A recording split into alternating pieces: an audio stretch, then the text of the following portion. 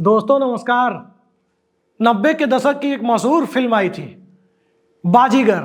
उस फिल्म का एक डायलॉग काफी चर्चित हुआ, हार कर जीतने को वाले को बाजीगर कहते हैं। हार कर जीतने वाला बाजीगर बनने की कवायद आज चुनाव के अंतिम दिन, जब चुनाव संपन्न हो चुका है और चुनाव संपन्न होने के साथ एग्जिट पोल आने शुरू हुए हैं और अलग अलग एग्जिट पोल जब अलग अलग चीजें दिखा रहे हैं, अलग अलग नतीजों का अलग अलग रुझान को प्रदर्शित करते हुए दिख रहे हैं, ठीक इसी दौर में क्या बीजेपी क्या कांग्रेस, दोनों ही पार्टियां कई अलग अलग मोर्चे पर हार कर जीतने वाला बाजीगर बनने की कवायद में लगी हुई है। अब हार कर जीतने वाला बाजीगर कैसे बना जाए, इसका एक सिरा हैदराबाद से जुड़ता है तो दूसरा सिरा जयपुर से जुड़ता है और तीसरा सिरा लखनऊ से जुड़ता है। निजाम का शहर, नवाबों का शहर और गुलाबी शहर, तीनों जगह हार कर जीतने वाले बाजीगर की चर्चा अब तेज हो गई है। नवाबों के शहर में यानी लखनऊ में कोई चुनाव नहीं हो रहा, लेकिन चुनावी कसरत जब भी हिंदुस्तान की सरजमी पर होती है तो उस कसरत का एक सिरा जब तक लखनऊ से नहीं जुड़ता तब तक कोई सियासी दल, कोई राजनीतिक पार्टी अपने एजेंडे को आगे बढ़ाते हुए दिखती नहीं है। लिहाजा जो खेल हैदराबाद में, जो खेल जयपुर में खेलने की तैयारी दोनों पार्टियां कर रही है, उस खेल का सिरा स्वाभाविक तौर पर लखनऊ से जुड़ता है।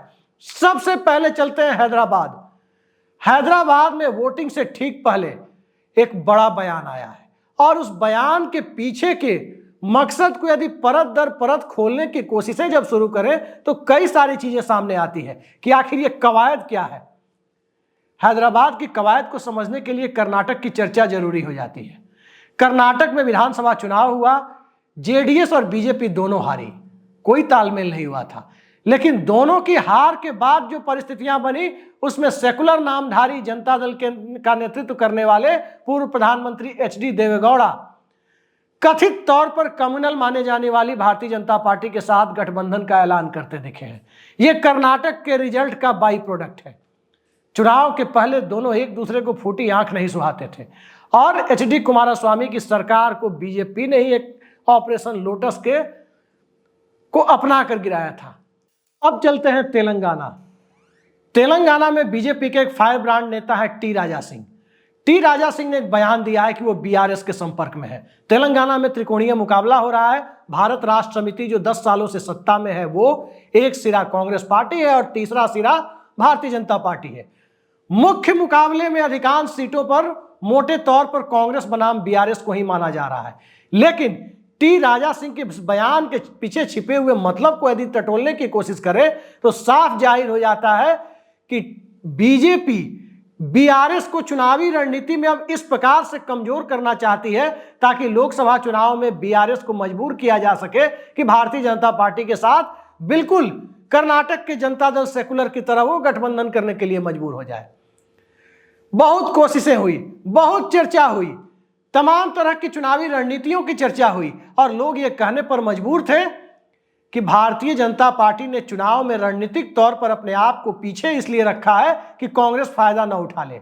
लेकिन अब जब बीजेपी को लग गया कि तेलंगाना में कांग्रेस पार्टी सरकार बनाने की स्थिति में पहुंच रही है तो उस परिस्थिति में क्यों ना हारती हुई पार्टी को और बुरी तरह से हरा दिया जाए ताकि वो चुनाव के बाद अगले लोकसभा चुनाव के लिए गठबंधन करने पर मजबूर हो जाए।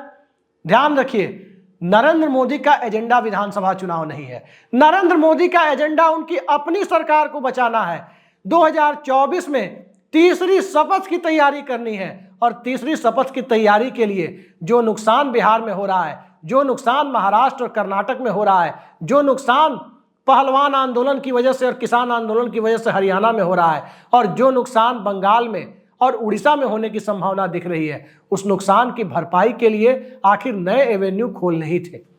और उसमें तेलंगाना बीजेपी को एक आपदा में अवसर जैसी स्थिति, राजनीतिक आपदा में अवसर जैसी स्थिति तेलंगाना में उसके लिए बनती हुई दिखाई दे रही है कि यदि कांग्रेस पार्टी को बड़ी जीत की तरफ बढ़ती हुई दिखाई देती है तो कांग्रेस पार्टी की बड़ी जीत के बाद बीआरएस यानी के चंद्रशेखर राव को, केसीआर को इसके लिए मजबूर किया जा सके कि लोकसभा चुनाव में कांग्रेस का मुकाबला करने के लिए भारतीय जनता पार्टी से वो हाथ मिला ले। और इसी रणनीति के तहत टी राजा सिंह का बयान सामने आया है। अब चलते हैं जयपुर की तरफ। जयपुर में भी आज अशोक गहलोत ने एक बयान दिया है। अशोक गहलोत के बयान को भी यदि इसी परिप्रेक्ष्य में देखा जाए तो काफी सारी चीजें साफ हो जाती है।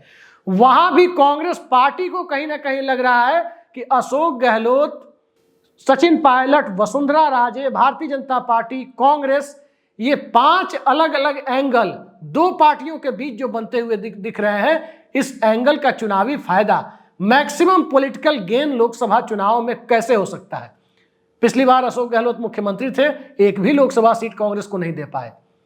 झगड़ा सचिन पायलट और अशोक गहलोत के बीच का, ऊपर से पुलवामा इंपैक्ट, और इसी बीच में भारतीय जनता पार्टी की तरफ से लगातार ये संकेत मिल रहे हैं कि बीजेपी यदि राजस्थान में चुनाव जीतती है तो 10 साल की मुख्यमंत्री वसुंधरा राजे सिंधिया को इस बार मुख्यमंत्री नहीं बनाया जाएगा। अब वसुंधरा राजे मुख्यमंत्री नहीं बनेंगी और बीजेपी सत्ता में आती है तो लोकसभा चुनाव में वसुंधरा के समर्थक क्या खुली बगावत पर उतरेंगे या अंदर खाने सीधे सीधे भाजपा हराओ अभियान का नेतृत्व करते दिखेंगे, यह सवाल बड़ा होगा। वहीं अगर कांग्रेस पार्टी विपक्ष में बैठती है तो कांग्रेस पार्टी के विपक्ष में बैठने से सचिन पायलट के सामने तब वो परेशानी नहीं होगी कि अशोक गहलोत मुख्यमंत्री पद पर है और उनकी हकमारी हो रही है। अशोक गहलोत को मुख्यमंत्री बनाकर कांग्रेस पार्टी के सामने भी वो परेशानी नहीं होगी कि विधानसभा में तो इनको जीत मिल गई लेकिन इन दोनों के झगड़े में लोकसभा में गुंजाइश नहीं दिख रही। चुनाव हारने की सूरत में अशोक गहलोत भी कांग्रेसी होंगे, कांग्रेस की मदद करेंगे, सचिन पायलट भी कांग्रेसी होंगे, कांग्रेस की मदद करेंगे, और वसुंधरा राजे भी एक असंतुष्ट भाजपाई होगी जो कहीं ना कहीं कांग्रेस की मदद करते हुए दिखाई दे सकती हैं। और इन तीनों फैक्टर का फायदा उठाने की नीयत से, उस मानसिकता से कांग्रेस पार्टी के आला कमान में बैठे हुए कई ऐसे रणनीतिकार हैं जिनके दिमाग में ये चल रहा है कि राजस्थान की सत्ता ना ही मिले तो बेहतर है, क्योंकि सत्ता मिलने पर झगड़ा बरकरार रह जाएगा और विपक्ष का झगड़ा यानी भाजपा और वसुंधरा का झगड़ा खत्म हो जाएगा, क्योंकि जो स्थिति इधर है वही स्थिति उधर है।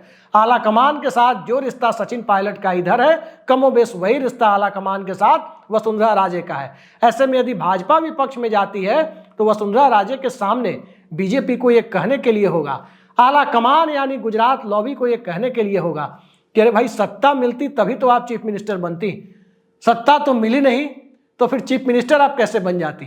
फिर इस असंतोष का भाव रखने का फायदा क्या है, आपको क्या फायदा है, पार्टी को क्या फायदा है। और कहीं ना कहीं वसुंधरा राजे को इस तरह से कन्विंस किया जाता। लेकिन सत्ता मिल जाए और सत्ता पार्टी को मिले और पार्टी को सत्ता मिलने के बाद कहीं दूर के किसी सरकारी बंगले से पूर्व मुख्यमंत्री की हैसियत से या पार्टी के वरिष्ठ नेता की हैसियत से सत्ता का उपभोग करते हुए किसी और को देखना, मोटे तौर पर कहें तो लाल कृष्ण आडवाणी की नियति को राजस्थान में प्राप्त होना, ये वसुंधरा राजे को काफी कचोट सकता है। तो जो स्थिति इधर है कांग्रेस पार्टी में वही स्थिति उधर है। लेकिन कांग्रेस पार्टी के आलाकमान में बैठे हुए कई लोग इस बात को मानते हैं कि राजस्थान में सत्ता नहीं मिली तो कई लोकसभा सीटें पार्टी की झोली में आ सकती हैं, गहलोत वसुंधरा फैक्टर से भी और सचिन पायलट की पार्टी के साथ बने रहने से भी। कई सारे सचिन पायलट समर्थक चुनाव के दरमियान ये कहते हुए मिले कि सत्ता मिलती है तो सत्ता 5 साल के लिए गहलोत को मिलेगी और उसके बाद जब दो कार्यकाल की एंटी इनकम्बेंसी होगी तो अगली बार तो सत्ता में हार मिलेगी, यानी 10 साल की दूरी सत्ता से पायलट की होगी। लेकिन सत्ता नहीं मिलती है तो अशोक गहलोत 75 पार है, अब वो राजस्थान की राजनीति में उनका सियासी करियर खत्म। 5 साल बाद अवसर सचिन पायलट के लिए होंगे, तो जो अवसर सचिन पायलट के लिए होंगे स्वाभाविक है उस अवसर के लिए वो लोकसभा चुनाव में अपने समर्थकों से अधिकाधिक संख्या में कांग्रेस के पक्ष में वोट डलवाएंगे। और अशोक गहलोत, उनको भी राज्य की सत्ता छूटने के बाद दिल्ली में कांग्रेस के सत्ता में आने की सूरत में ही उन्हें उनकी वरिष्ठता का ध्यान रखते हुए दिल्ली में कोई कुर्सी मिल सकती है, लिहाजा वो भी समर्थन करते हुए दिखेंगे, वो भी कांग्रेस के लिए पूरे मनोयोग से काम करते दिखेंगे।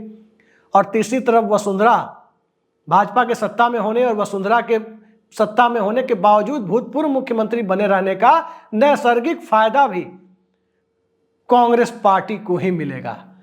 अब चलते हैं तीसरे राज्य लखनऊ, उत्तर प्रदेश की राजधानी, 80 लोकसभा सीटें।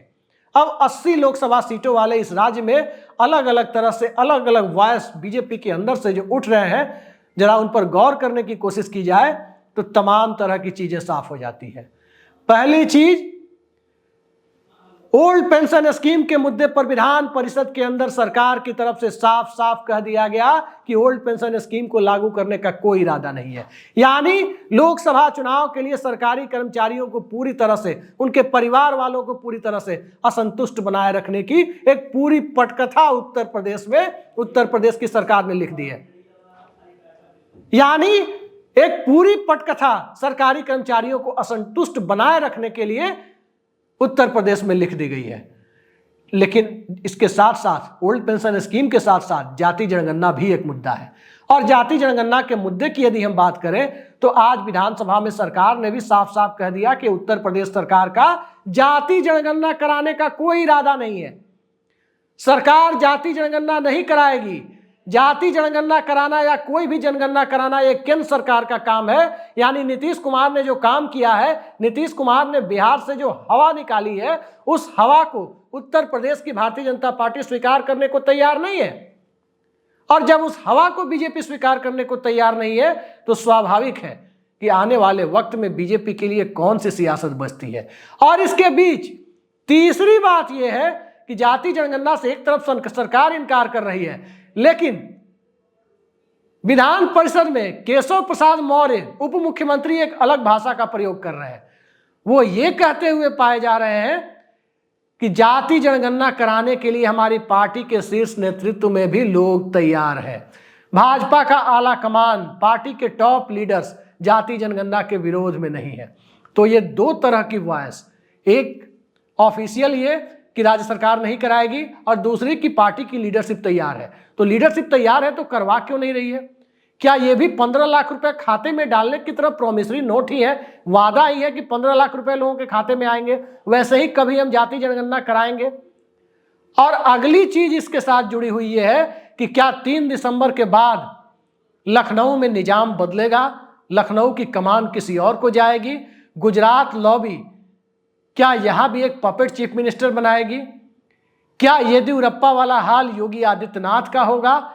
दरअसल इस पूरे खेल के लिए भारतीय जनता पार्टी को जो ऑक्सीजन चाहिए वो राजस्थान से चाहिए, क्योंकि उत्तर प्रदेश में योगी आदित्यनाथ को बनाए रखने में घाटा यह है कि ओबीसी वर्ग की नाराजगी, हटाने में नुकसान यह है ठाकुर समाज की नाराजगी। और इन दोनों की नाराजगियों के बीच यदि हम देखें तो राजस्थान में यदि सत्ता मिलती है तो कहीं ना कहीं योगी आदित्यनाथ के समुदाय के लोगों को राजस्थान का मुख्यमंत्री पद देकर तुष्ट किया जा सकता है और उत्तर प्रदेश के मुख्यमंत्री की कुर्सी को ओबीसी समाज के लिए खाली करवाया जा सकता है। तो देखते हैं, हार कर जीतने वाला बाजीगर बनने की कवायद में कांग्रेस कामयाब होती है, बीजेपी कामयाब होती है, और हैदराबाद और जयपुर की इस कवायद के बीच में लखनऊ की जो संभावित भूमिका तय होने की बात कही जा रही है, लखनऊ में वो भूमिका 2024 के लिहाज से भारतीय जनता पार्टी को किस प्रकार का फायदा या चुनावी नुकसान कराते हुए दिखती है। फिलहाल के लिए इतना ही।